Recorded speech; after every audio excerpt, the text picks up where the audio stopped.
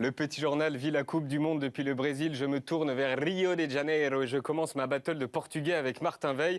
Bom dia, Martin. Que tempo faz no Rio de Janeiro? Está fazendo sol ou está chovendo? Aqui faz muito sol, está legal, Yanzinho. Ah, oh, je parle mieux que toi. Bref, aujourd'hui, c'est l'autre religion brésilienne que tu allais voir. Oui, l'autre religion, comme tu dis, ce sont les telenovelas. Les telenovelas, ce sont des séries fleuves un petit peu comme Les Feux de l'amour ou Plus belle la vie, sauf qu'ici, ça cartonne, il y en a des dizaines, c'est regardé par des millions et des millions de Brésiliens. Moi, j'ai pu assister au tournage d'une telenovela qui s'appelle Vitória. Et c'est quoi l'intrigue de cette telenovela? Bah, tu vas voir, c'est très simple. En gros, c'est l'histoire d'un garçon qui a fait une chute à cheval quand il était petit. Il en veut à son père parce que c'est son père qui lui avait acheté son cheval. Okay. Du coup, il essaye de sortir avec sa demi-sœur pour se vendre de son père. Dans les coulisses d'une telenovela avec Martin Veil, on revient.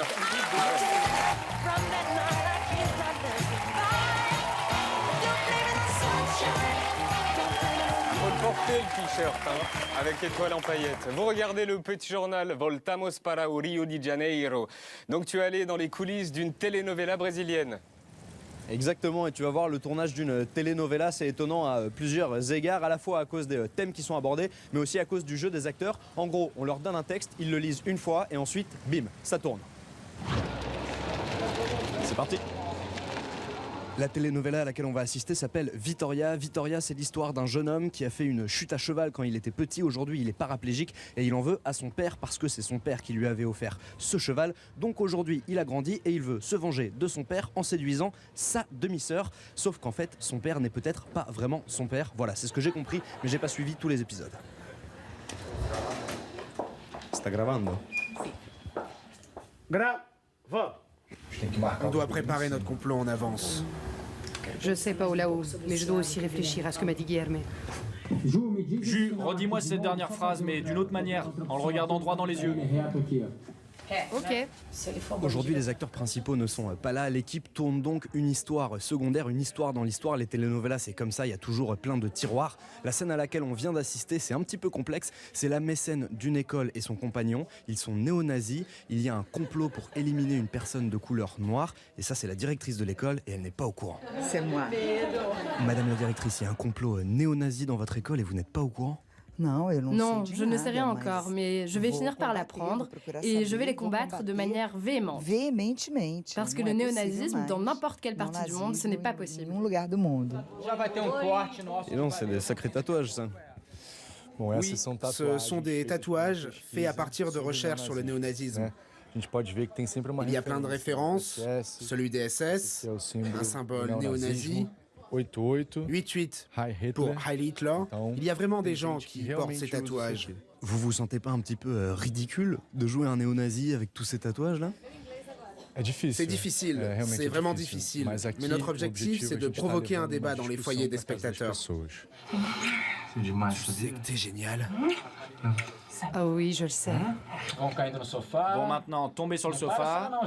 N'arrêtez pas de jouer, continuez. C'est quoi le volume de tournage? J'ai l'impression qu'ici on tourne au kilomètre. Oui, on diffuse tous les jours du lundi au vendredi. Sur 8 mois, ça fait 180 épisodes. C'est énorme. Oui, c'est beaucoup. On tourne tous les jours pour pouvoir diffuser un épisode par soir.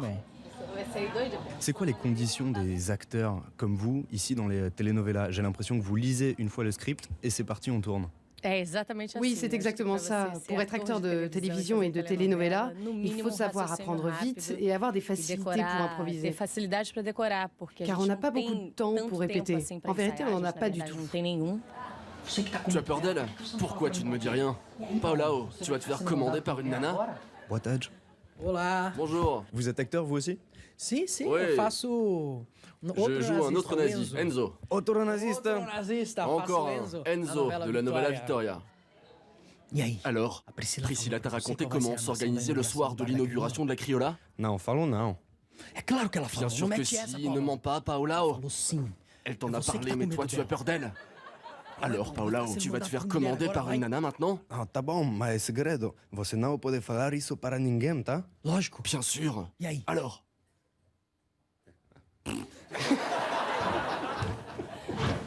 Obrigado, Martin et Marion Lippmann sur place. Tu prends l'avion ce soir direto ao Paris, France.